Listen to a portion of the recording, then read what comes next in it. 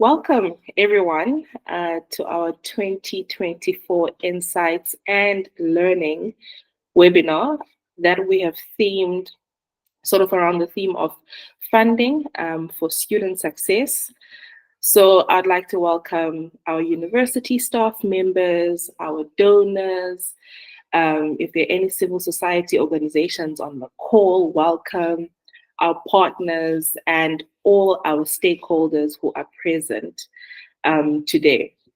So as I've already mentioned, our theme is really around the idea of funding students in a way that gives them the best chance possible to progress, graduate, and eventually thrive. And this is really informed by our monitoring and insights research at Phoenix, and we hope that everyone who's present today will gain some value from it. So my name is Yanga Dogi, and I'm the Student Advancement Manager at Phoenix, and I'm not alone. We have our Phoenix Sustainability and Development Consultant, who will be our main speaker for today, and a thought leader in the space. So some of you might have been introduced to her in our previous Insights and Learning webinars back in 2022. But for those of you who've not, Ronelle has been with Phoenix since 2018, focusing on fundraising and organizational sustainability. She collaborates with Phoenix on our monitoring and insights and learning processes in order for us to be able to support our students effectively. Ronelle has worked with both the private and public sector. She is an accomplished leader in the space, and she's really invested in causes whose core focus is actually social impact. So I think it's been a while since we interacted. Some of you are seeing me for the first time on the call, but you've maybe seen me on email. And some people are actually joining this kind of webinar for the first time. So it's really important for me to introduce Phoenix to everyone, or maybe reintroduce to some people who've interacted with us before. So really who we are, we're a public benefit organization that was born out of the Fees Must Fall movement back in 2017. We are a response to the cry of thousands of students who were and are continuing to be excluded from accessing higher education. And we are doing this through an innovative crowdfunding platform where we connect investment-worthy students to donor communities who care. And our why will forever remain the strong belief that access to education should not be dependent on wealth. And really, this is a shared belief with some of our corporate donors as well, as we also administer skills development bursaries for various corporates and foundations. And over the past few years, we have successfully fundraise and included the wraparound support, comprehensive wraparound support through the provision of devices such as laptops, book allowances, food vouchers, transport stipends, and access to job readiness and financial literacy programs. So to date, because of the various partnerships that we have, our donors who are investing in the dreams of young people, our university partners who firsthand understand and support students to get through the academic journeys, the various partners who continue to invest in our students, and because of everyone's support, we have managed to disperse over 190 million rand. And we'll begin to see that number rise over the next few weeks or so, as we are currently in our July disbursement period. That support has impacted over 4,000 students. And I think while these are just figures which look great, we can't even begin to tell you the rich impact stories that have left some of us tearing up at times. So I think, as mentioned, while these numbers look great, it's important for us to remember the South African socioeconomic environment that we exist in. You know, the high rates of youth unemployment, you know, students in the missing middle finding it harder to access funding. And, you know, while the Department of Higher Education and Training launched a product in the beginning of this year to sort of to begin to address this challenge. We have seen a challenge in administering those funds, and the impact that the students have felt because of this, we cannot even begin to imagine. And if we at Phoenix can do anything about it, because we really cannot afford another young person being excluded from opportunities, we really want to appeal to everyone on this call, everyone who will maybe listen to this at a later stage, to really do something about this, as some people are already doing.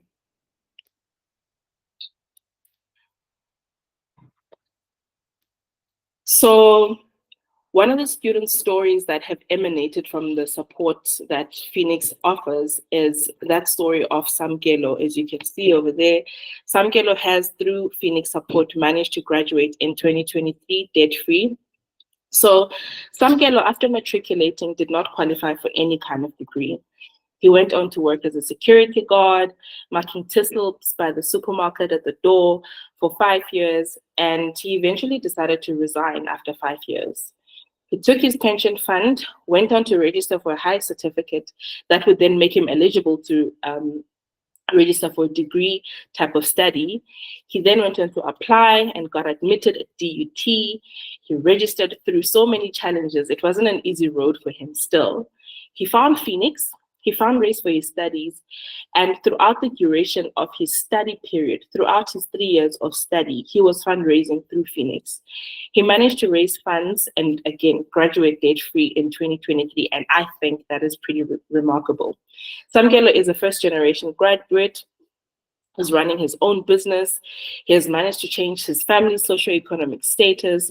And really, his story is that of grit, of resilience, of possibility, and doing it against all odds.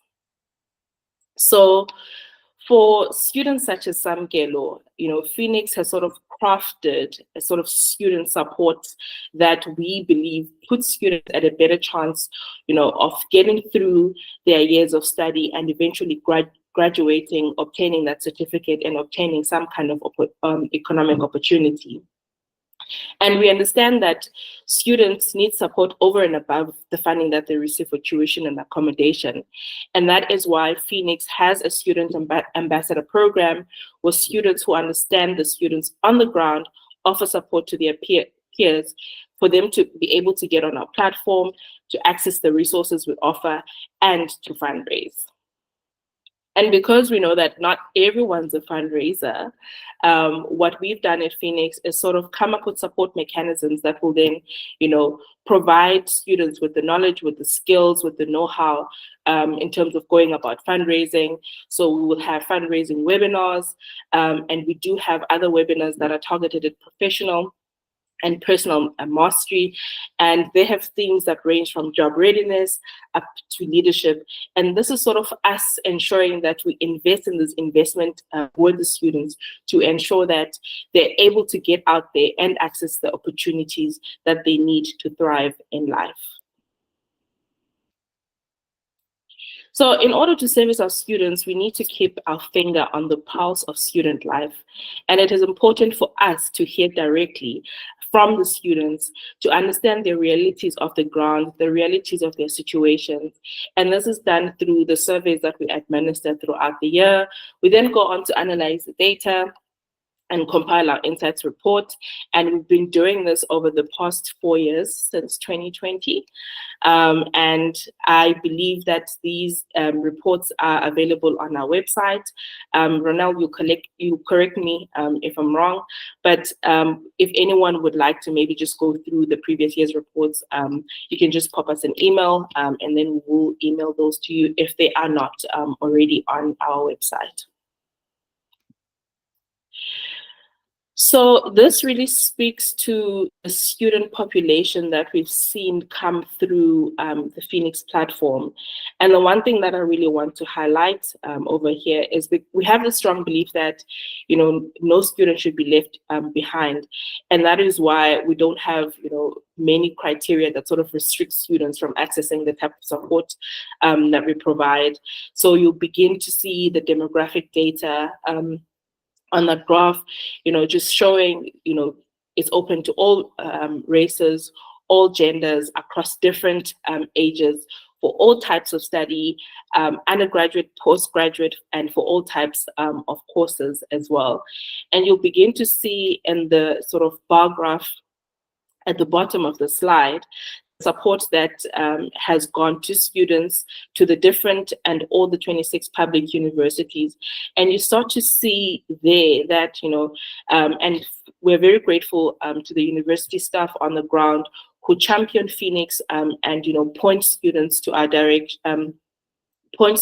direction, providing them, this innovative solution for their funding issues. So I'll stop there, and Ronelle will take you through sort of the insights and the information that we've managed to gather in the past year. And yeah, over to you, Ronelle. Thank you for the beautiful introduction, Nyanga. It's good that everyone has a good idea of why Phoenix exists and the impact we've had to date. And of course, now we get to a point where we're looking at what are the students telling us and how can we respond to that. And I think that's the beautiful thing about showing up here today and seeing everyone else who has shown up to the talk, is that we share the same ambition, whether you're coming from a funder's perspective or from the university's perspective or from us being an in-between conduit for any stakeholder in higher education. Ultimately, we want students to thrive. We want them to be able to go into the world of work, earn a salary, pay it forward, help the communities, help families, and pass that on to their children. So, that is our ultimate impact goal. And I'm glad to say that not only do we share the ambition, but I think we are showing up here today knowing that we share the responsibility, or we are willing to share the responsibility. So that's what this is about. And we, as Phoenix, like Nyanga just showed us, we have a representation across all 26 universities. We have representation across multiple, all kinds of degrees. So really, we have a huge database at our disposal, and that's why we want to tap into that student voice, because we think it represents the general student. But with Phoenix being Phoenix, there is some uniqueness to the students that arrive onto the platform. So we're going to go through 3 sections now, and that is the arrive, survive. So once the students are on Phoenix, they're at university, what are the obstacles they need to survive? How well are they doing that? And then what can we do to help them thrive? What are we doing? What can we do better and more of? And of course, this is where all of us put our heads together and we really and hopefully we go away and collaborate and we have discussions post this webinar to say, I have an idea, or I have a resource, or can we do referrals to this service? So please keep an open mind in terms of how we are collaborating around this information, as opposed to just absorbing and going onto your cup of tea for the day. So please do talk to us and ask questions and make it difficult. We're okay with that. So we start off just looking at the uniqueness of the typical student that arrives at Phoenix. So this isn't obviously the situation of every university student. Students that fundraise through Phoenix are in a very particular situation. And I wanted us to just stop here for a second and go, what is the household income of the Phoenix students fundraising through our platform? And admittedly, when we started Phoenix, we said we need to really cover for the missing middle because NSFAS will cover for the rest. And that has just not been the case. So we had to also uncover why. What is the truth here? What is happening? And we saw that 92% of the students on the platform, their household income fall below 300,000 per year. So that's a significant chunk of our database. And remember, we've got thousands of students fundraising through Phoenix. So that is the reality of these students. Low household incomes, 50% below 100,000. So very low. And then at the end of the year, we also asked them to reflect back on that academic year. And 27% said their household income had decreased in 2023. So that's the situation we are dealing with in terms of students, specifically on the Phoenix platform. To bring that just home in terms of what does it mean? What are the margins that students are working with here? What does it mean to have a decrease in household income? What is the impact of this person studying? And you can imagine the pressure that goes along with it. So this is Puleng's story. was something that she wrote to us, and this is not unique. I would want to point out this is a story that really represents the whole. So she speaks about her aunt having to use some of her pension money to transport her to Pretoria so she can write a semester test. But it had a negative impact on her finances because she had to sacrifice money for basic necessities like food and toiletries. So these are the margins that students and households have to deal with when deciding to access university. And so that's why I think from a Phoenix point of view, we feel so extraordinarily passionate about supporting students who keep showing up with these kinds of challenges. So phenomenal, and yeah, kudos to Peleng. Then obviously the question goes, right, so most of our students have such a low household income, why aren't they not on NSFAS? And so we ask, and basically every year for the last 4 years, the ratios has been the same. Around 80% of students say they don't qualify for NSFAS, and there's various reasons, being postgraduate, exceeded the years of studies, historical dates, second degrees or qualifications, or the degree type doesn't qualify. 20% said we do qualify, but we're not quite sure we're going to get it, or we might not get all of it, or we might not get enough of it, so we have to fundraise on top of. And what we found at the end of that academic year, that 19% did actually receive some funding from NSFAS. Doesn't mean it covered all, but they actually did. So this it does actually give us a good picture of who is able to access NSFAS from Phoenix's platform. Then, of course, we've had this question from many of our stakeholders saying, sure, but there are scholarships and bursaries and things like that. But I also want us to just reflect back on the household income and realize that these students didn't matriculate from quintile 5 schools. They come from quintile 1 and 2 schools. And unfortunately, the level of education in those schools are not the same as quintile 5. And so we also as Phoenix, to make this equal access and give everyone an opportunity to succeed and graduate and find employment and actually progress in terms of closing our youth unemployment gap, that is a reality. So most of the students couldn't access academic scholarships or bursaries because they're not A students. And that's absolutely fine. They are progressing academically, which we'll see later. So this is just the picture we must keep in mind. Many didn't qualify for a loan. This is 18%. Of course, not everyone applied for a loan, because I think there's also just the reality check of, I know I don't qualify, so why would I even bother?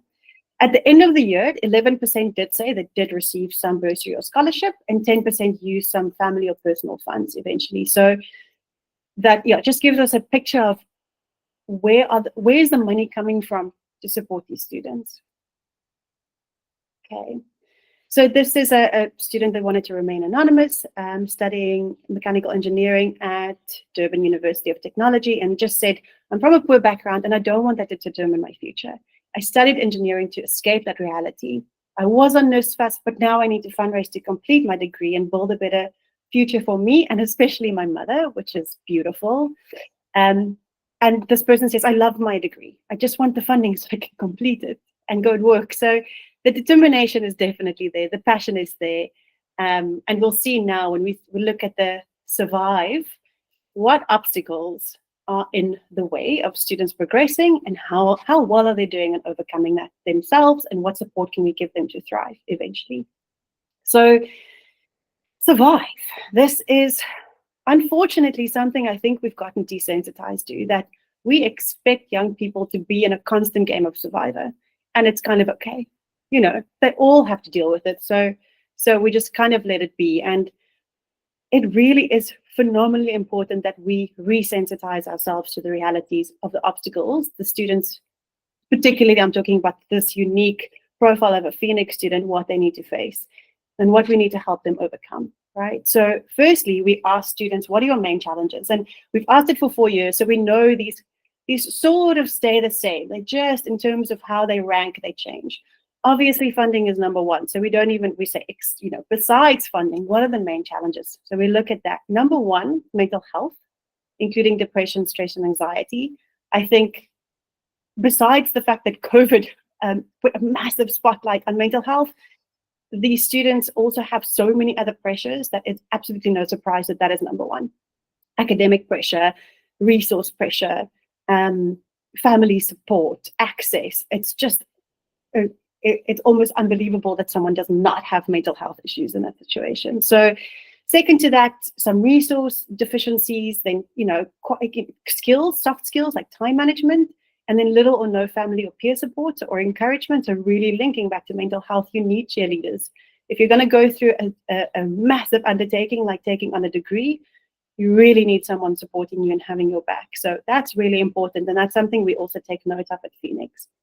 And by the end of this academic year, we looked at students who would be continuing their studies, and we also look at graduates. And for the graduates, it was interesting because these challenges changed significantly. So by the time they graduated, graduates stayed, number one, still mental health, stress, anxiety, all of those things. But number two, which didn't even feature during the year, number two, by the time they graduated, personal money management became a real issue. So huge obstacle for them. So it's again something we can respond to as a community. Phoenix uses the Black Bullion education, financial education platform, and makes that available to students as well as alumni. So I think we can do better at promoting it to our alumni. And now that we have this data, we're able to respond. But it's something that we can take note of as a community sitting here and going, how do we host someone finishing a degree? How do we really assist them at taking that next step? The next thing, so we know that we know the major challenges, but we also then look at what are the resource constraints. So this one is actually shocking. For the first time in 4 years, food was one of the top 3 resource constraints, which is absolutely horrific. I think to expect someone to show up and study and learn and be in class with a rumbling or an empty stomach is terrible. Maybe just because I really love eating, but I cannot imagine being hungry and having to actually take on these challenges. So number one resource was actually a learning device. Number 2 was internet data. So huge obstacles. 51% of our student body says they don't have access to a laptop or digital device. So how do they learn? I don't have access to data. So of course they can go to resource centers and make use of those resources.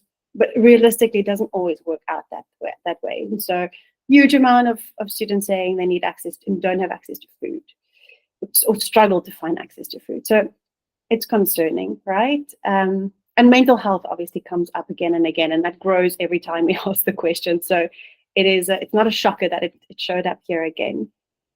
And I do want to say, though, that for those who said like they needed access to mental health services but couldn't access it, we asked them why, because we know many universities offer services. We know there are lots of platforms that offer solutions.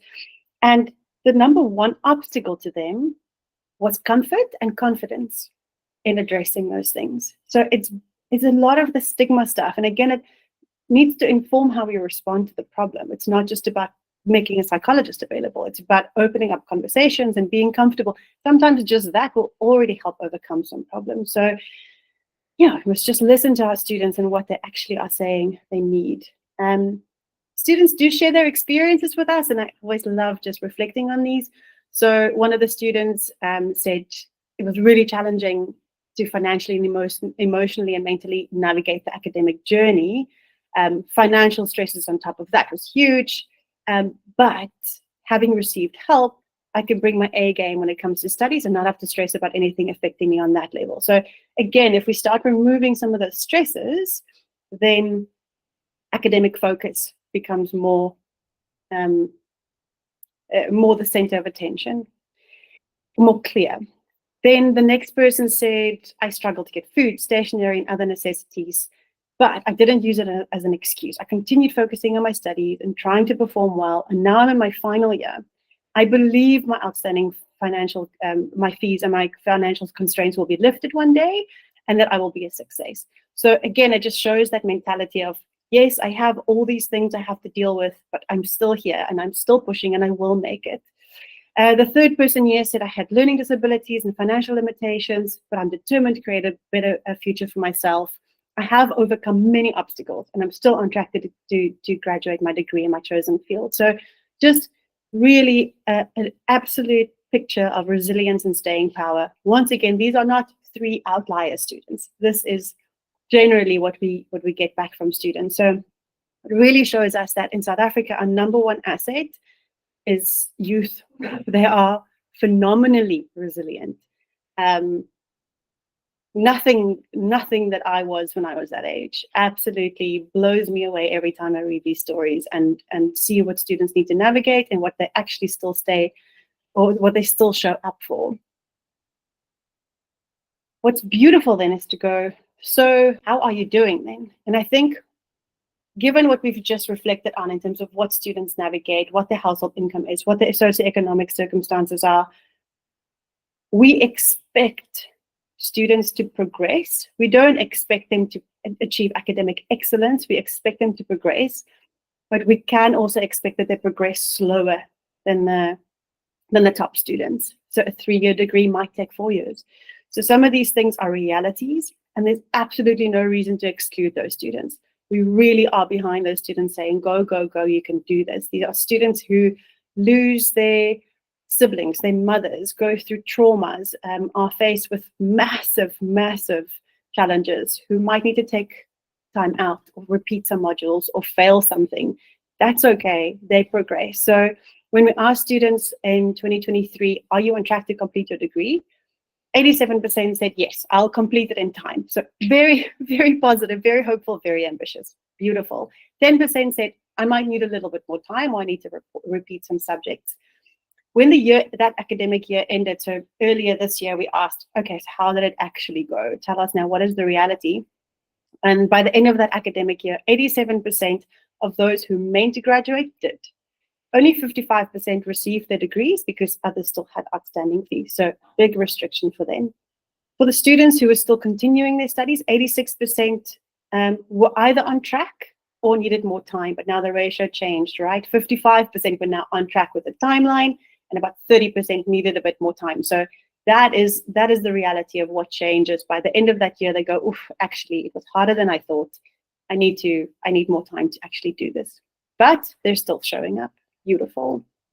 Mandisa Gala just speaks about being in a better position academically and emotionally, having had a little bit of support, and just speaks about how without that support, we wouldn't be able to reach these milestones. So again, just reflecting on, when a student finally gets that break, there's a huge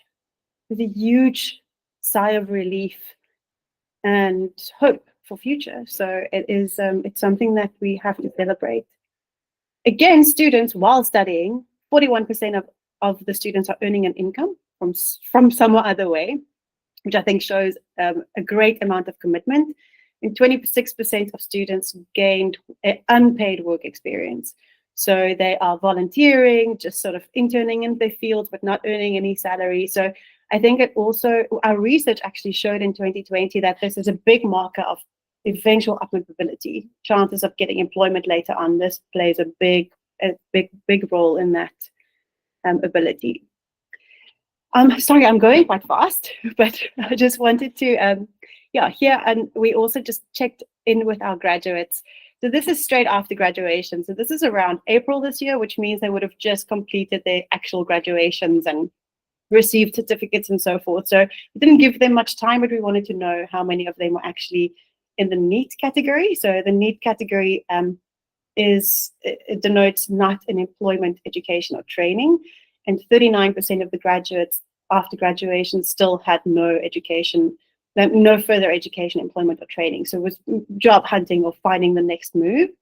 61% were in some form of education, employment, or training. Of that 61%, we see there's a little bit of a divide here in terms of what kind of opportunities they're accessing, majority being postgraduate studies, as well as informal or temporary employment. So those are the majors. That's sort of the next step for a graduate, is either to go into more studies or to go to in some form of informal employment. So it's just about getting into that employment scene. Some are earning from side hustles, some are working but not being paid, like volunteering. So just maybe to end off this side, Yolanda from NMU says, life is really unpredictable. I never knew if I was going to further my studies. I had no funding. I struggled to get accommodation. I struggled to feed myself, but I wasn't going to quit. And And eventually, after support, etc., today enrolled in postgraduate studies because Phoenix managed to get me a donor. So there was that connection made. In this case, it was Standard Bank, and they paid outstanding fees, and so she could progress and do go into the next step of her academic journey and academic goals. Oh, and now we get to Thrive, which is the part that helps us sigh a bit of relief and maybe build our hope that with small interventions, with our own resilience in attempting to understand student challenges and respond to them, that there is absolutely hope for thriving. So we are going to show you a little bit of what we found has worked and what we have found generally from students, how they are progressing. But Younger, if there's anything you want to weigh in now, speak now. Cool, thanks, Ronelle. I maybe just wanted to round up, the bit about Survive. So in us, sending out those surveys, understanding what the student challenges are, what their sort of resource constraints are as they've been displayed in the previous section. What we've really tried to do at Phoenix is to make sure that we're advocating for the student needs, especially when we interface with our corporate donors, when we administer bursaries. We always push to ensure that it includes those types of wraparound support. And while we understand that, we cannot provide this to every student that's fundraising on the platform, but whenever there is a bursary opportunity, we'll always just try to ensure that the inclusion, of things such as devices, data and airtime, food vouchers are in there, transport stipends are in there, sort of your mental health sort of support services as well are in there. And every student that is live on our platform has access to Black Billion, which is a financial literacy program. And what we're trying to do by this is to make sure that students have the resources that they need beyond tuition, beyond accommodation, in order to progress. Because different students coming from different, socioeconomic environments, they might not have access to these types of resources. So we really want to try and ensure that we're in a place to provide this for them. And we'll always look out for opportunities and partnerships that always want to sort of contribute to these types of resources. Thank you, Younger. I think that's a very important point, that us as an organization, even though we sit in a lot of data and we obviously read all the stories and we really have a good grip of what are the needs, we simply don't have the resources to respond to all of it. Younger's team is an extraordinarily important part of Phoenix in terms of supporting student success. But the team needs to grow. The team needs to be able to respond.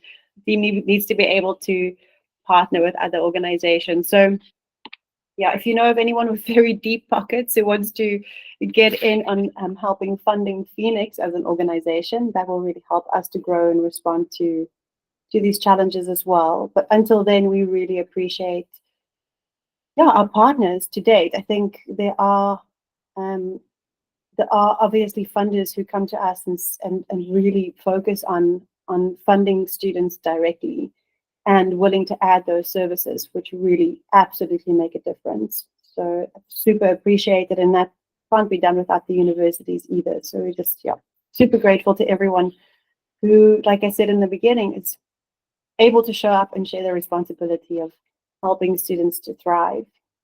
We don't have to focus too much on this, although maybe the university staff will lean into this because it's a bit of research work. So 2020, we commissioned a bit of research through the Qual agency, and we asked them, listen, what do students need to thrive, basically? What are the success indicators? And I won't go through all of the detail in here, but basically there were 4 that built on each other towards upward mobility and paying it forward. So upward mobility being absolute pinnacle of this pyramid, and that meaning that this person has the independence, financial independence, earning power, job security, work experience to keep building upward. And paying it forward means upward mobility in such a way that they're willing and able to pay it forward. And that's the kind of student we really want to cultivate through Phoenix. I think it's super important that if you're going to receive through Phoenix, that needs to be remembered when you start earning, when you start finding your success in upward mobility. So that goes back to the community or back to Phoenix, to other students to help them to study. So the 4 that we measure, basically, growth mindset, we measure by grit, we call it grit, emotional well-being, financial stability, and academic success. So again, success, academic, we mean progression, not academic achievement as in having 80 or 90% for your exam. So basically, we use these as indicators of upward mobility. We also check in to see how are we affecting these indicators. So is there anything we can do to support these indicators? And what do we do that without us even knowing is affecting these indicators? So basically, we ask students, how do you rate yourself on grit? So how much grit do you feel you have? And as we know, we would love to claim that we build grit for students, but that's not true at all. They absolutely show up with this resilience.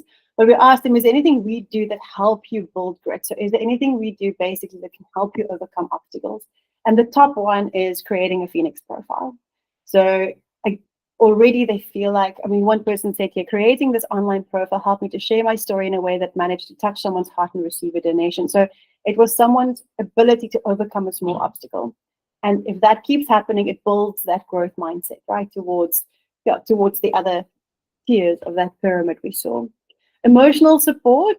The top one that influenced this, according to students, was attending the Phoenix's personal mastery webinar. So one, they get to sit in a meeting like this where they see and interact with other people, but they also have access to their peers and they share the same challenges. And suddenly that becomes really supportive because I'm no longer alone. I can see that others are also struggling. So one of the students said, attending the webinars helped with therapy or talking and listening to other people.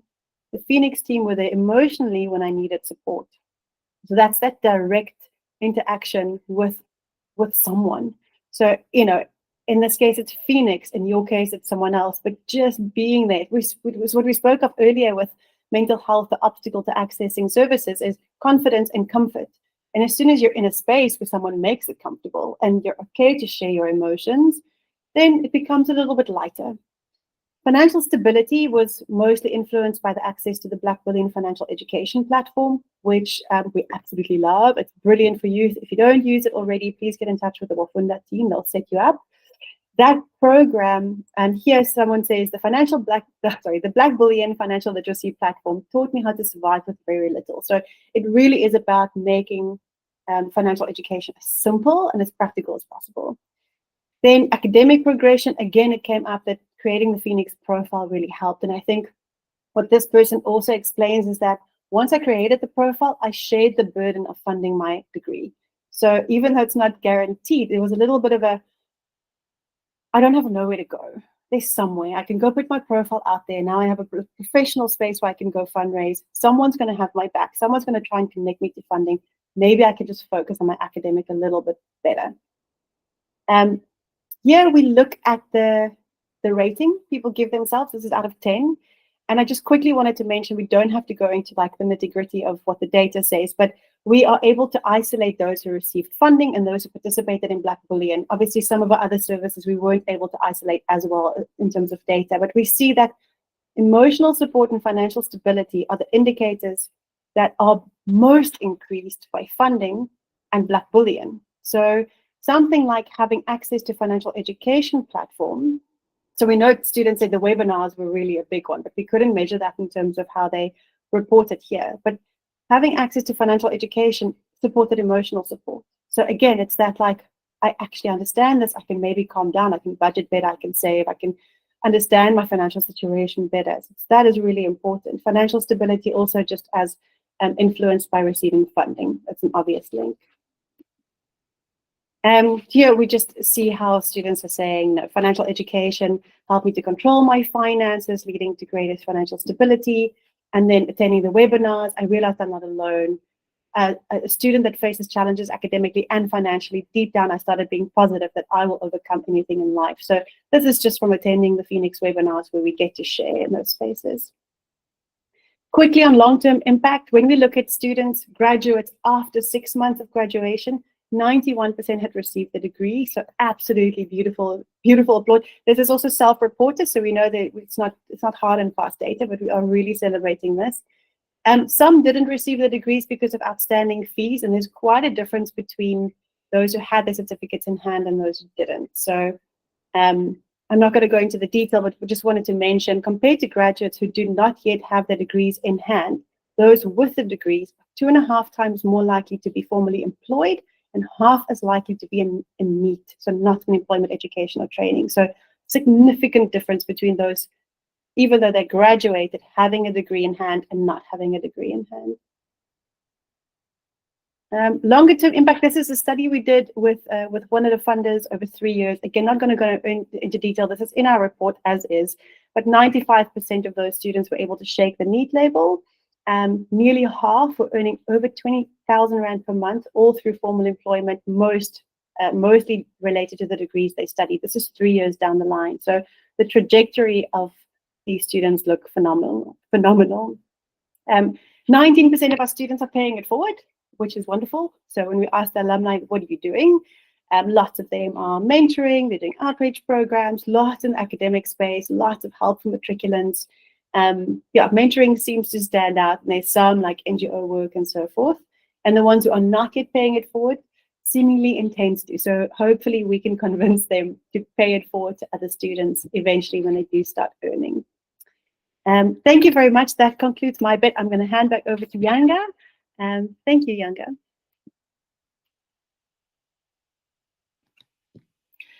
Cool. Thanks so much, Ronelle, for sharing. And I think if people have questions at this point about anything that has been shared, they can just pop it in the Q&A sort of functionality. I think if you're viewing from your laptop, there is an icon that has a circle, a square, and a triangle. And then you can just pop your question on there. Alternatively, you're welcome to email us after the session. So whilst you maybe think about your questions, we just want to end off, with one of the great stories that have come out of Phoenix from a student by the name of Itumeleng Lihuete. And Itumeleng's story is really a great example of the power of community, because really at Phoenix, what we want to do is, put the power back into the student's hand and connect them to donor communities that care, leveraging, on the power of community. Itumeleng's friends rallied behind him throughout his studies when he was experiencing some of the challenges that we've already alluded to in this presentation. And he found Phoenix and he fundraised, and he's come back to pay it forward. So we start to see that cycle of the culture of Ubuntu sort of emanating from our student stories. And we just want to take 2 minutes while you think about your questions to hear directly from Itumeleng.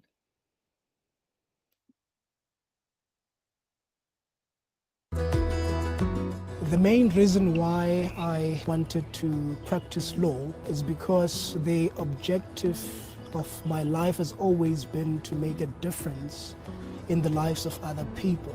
So I saw myself using the law as an instrument to make that impact. When I had financial challenges, I felt like it was a potential drawback. Well, challenges are overcome. So essentially, the power that was within is what actually propelled me, to overcome challenges. My upbringing, you could say that it was bittersweet. I was born to my mother, who was a domestic worker then.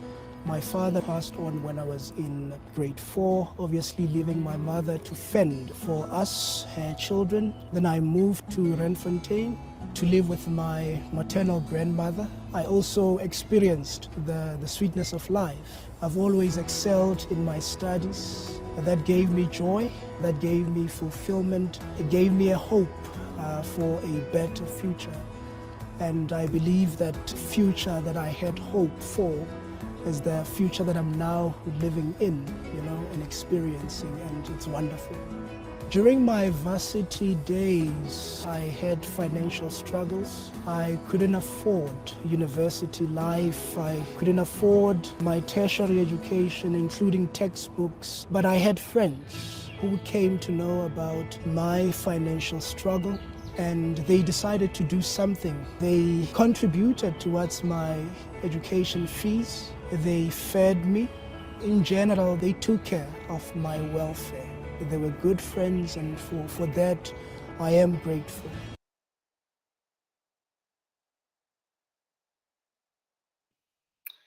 Fantastic. So these are the types of stories, and this is the type of impact that we are all having on student lives, on young people. And again, we could not do this at Phoenix without our valuable partnerships with universities. So thank you so much for always answering to the call whenever we reach out, whenever students reach out, to our donors as well.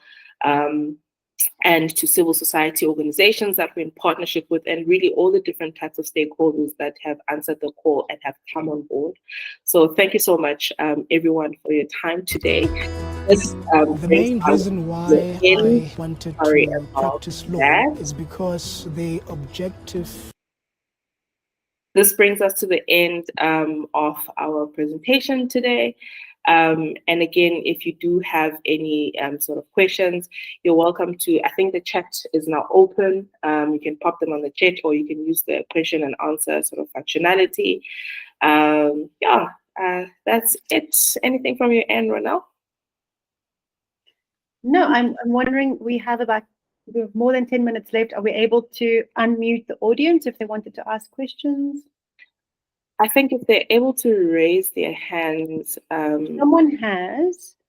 I don't know if it's still there. I don't know if you can see. That's me. Okay, I can't see anymore. But if someone's able to raise their hand, Lynette, can you try raising your hand so that we can see if that comes to our side? Okay, someone raised, but they may have dropped their hand again. So if there are any other questions, if you want to raise your hand, then we can respond here or in the chat box. Yeah. Mandisa has raised their hand. And Tepiso. So we'll start with you, Mandisa, and then we'll come to Tepiso.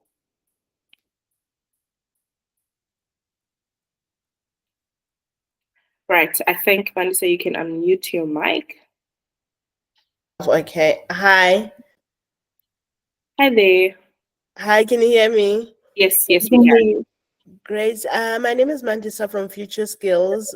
We've been working with Phoenix through different companies that have funding. So when they have funding, and we then link them to Phoenix. I just wanted to please ask something.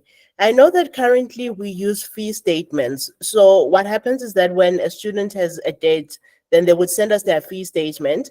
And that is what we would use then for the payment to be made to Phoenix, and then Phoenix makes it to the university. So when it comes to things like devices and data and food allowances, how does that work? How do we know how much was given to the student and how much is actually needed? Mm-hmm. Cool. Thank you for your question, Mandisa. So maybe I'll just let Tepiso or Tepang sort of also ask their question, and then we'll just respond at the same time. Hi, colleagues, can you hear me? Yes, we can. So I am Tepiso with the Faculty of Commerce, Law and Management, and maybe this is a dumb question. I'm still learning how Phoenix works. Mm-hmm. We refer a lot of food insecure and accommodation needy students to WCCO. So in terms of those that we'll continue to refer them to that, but then we also have those that will come through with like their O fees. Do we then refer them to your office? So just as advisors, we would like to know for what kind of queries should we or can we direct to Phoenix, or well, to your office rather. And is there like an online, like where do they go? Because when we direct them to you, yeah, if you can just also induct me. And I'm sorry if this sounds like a dumb question. Isn't- Yeah, we just we haven't been inducted on how Phoenix works, which is also why I wanted to come to the session to understand, and not like wait for the the Office of Student Affairs to teach us or to induct us. Yeah, thank you. Okay, cool. So I'll start responding to Mandisa's question, and I'll come to Tepso's question, and Ronel, you can jump in at any point as well. So Mandisa, so yes, we use fee statements to verify the student debt with universities so that we can pay like the exact amount to the institutions. In terms of the wraparound support, so how that currently works, it is currently for students who are receiving funding through corporate donors, so that would be the bursaries. So there is a cost model that we use because we have a set service providers that we obtain this information for in terms of what devices cost, et cetera, et cetera. And then also like the donors are the ones who kind of sort of direct us in terms of how much we should allocate towards, food vouchers, transport, stipends, etc. But we do have our own cost model. We've seen like this is what students need. This is the amount that student needs, and then we do forward that to the donor. And then if they give us the go ahead, that those are the amounts that they'll get. So we have our own in-house cost model, which has been also informed by just researching what things cost, how much students need, etc., etc. Yeah, I think maybe to add to that, in terms of Tepiso's just understanding of Phoenix, the Phoenix platform was built as a crowdfunding platform. So how it operates generally is that the fee statement is the goal that they can fundraise for. So whatever's on the fee statement is then included in that fundraising goal.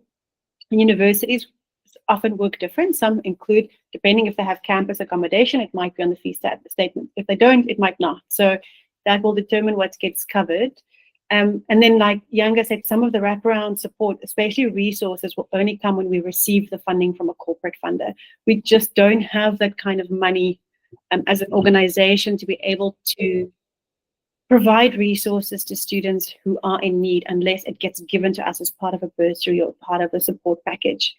But some of the wraparound services that all of our students have access to are the webinars, the financial education platform. So there are some things that all students will have access to, and then some things that basically has a cost implication that we need to then charge onto a corporate funder.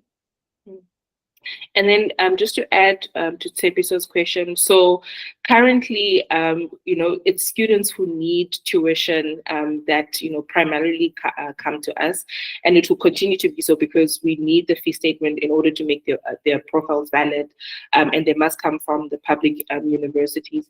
Then when, there's additional sort of opportunities, we do post them and send them to our students by email, SMS, WhatsApp, but the primary thing that they come to us for and should come to us for is tuition.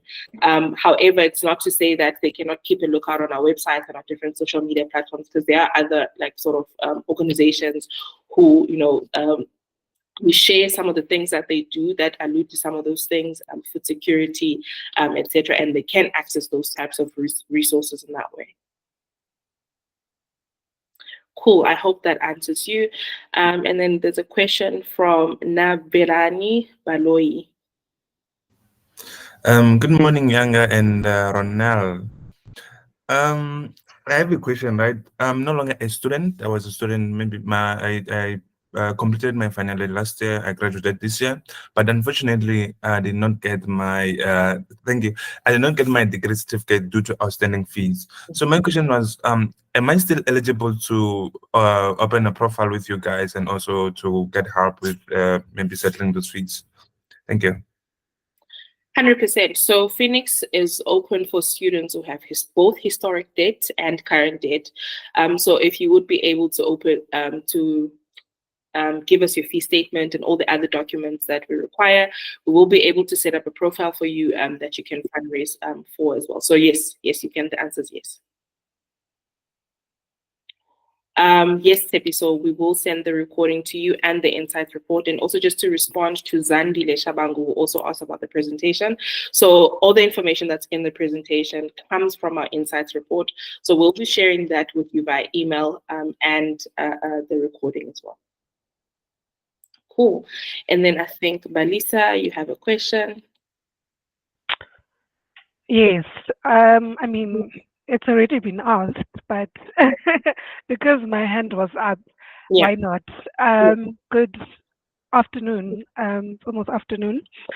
So my name is Balisa, and I wanted to ask the same question as Navelani, and perhaps maybe take it a few steps back and say, are students who have completed their degrees maybe in the last 5 years also eligible, or is it just 2023? Yeah, in terms of historic dates, is there like a criteria where you say this is where we stop funding or creating profiles? Cool. So let me just maybe take everyone through our criteria. So the only sort of things that we require from someone to be able to fundraise on a profile is, a household income that is less than 600,000 Rand per annum and 850,000 Rand per annum for students living with disabilities. They need to provide us with a valid fee statement. So whether it's for historic date or current date, they just need to provide us with that, valid ID documents, and all. There's certain other documents as well that we require. But really, the criteria is around household income, and the date must appear on a valid fee statement. So historic date, you would be able to fundraise on our platform. I just want to actually weigh in because I think it's so important that we recognize that because there's such a big difference between those who have degrees in hand and those who don't, and not necessarily because they didn't graduate, because they couldn't afford that certificate in the end, is that their chances of entering the employment market are significantly higher than any other group in South Africa. So it is our lowest hanging fruit in terms of closing the youth unemployment gap, is let young people get their certificates. Cover that historical debt, give them a certificate, and give them a chance to go explore the economic opportunities. So it's just something we are also quite passionate about. 100%. Cool. I think Zandile, you have another question. Oh, Zandi, sorry.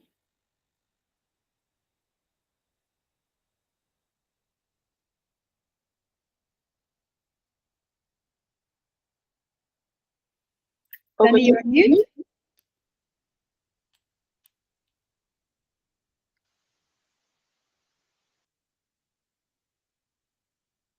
Okay, Zandi, maybe just then send us an email if you can't use your mic on your computer.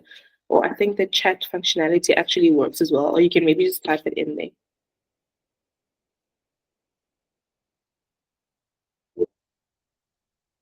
Yes, Zandi, go ahead. Sorry, I was just switching devices. Okay, that's fine.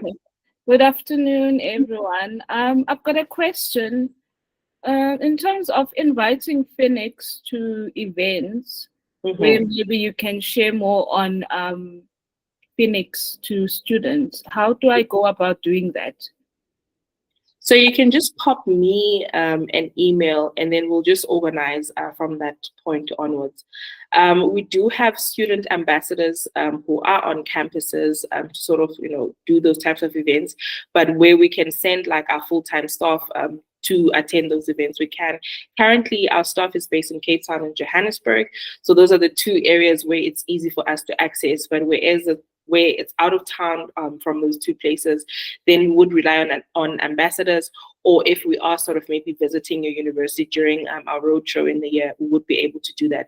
So you can just pop me an email and then we can just take it from there. Okay, then. Thank you. Do you have maybe perhaps a list of institutions maybe on your website where you indicate when you'll be visiting the institution?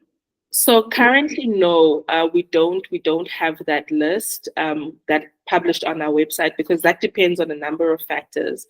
But I think the best way is to just get in touch and then we can just see from there. Okay, thank you so much. Thanks, Andy. Cool.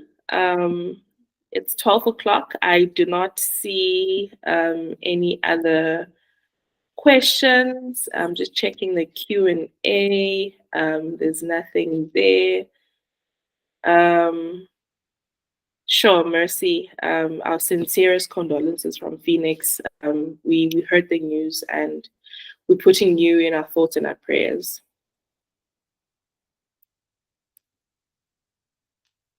Cool. Thank you everyone for your time. Have a wonderful afternoon and day further.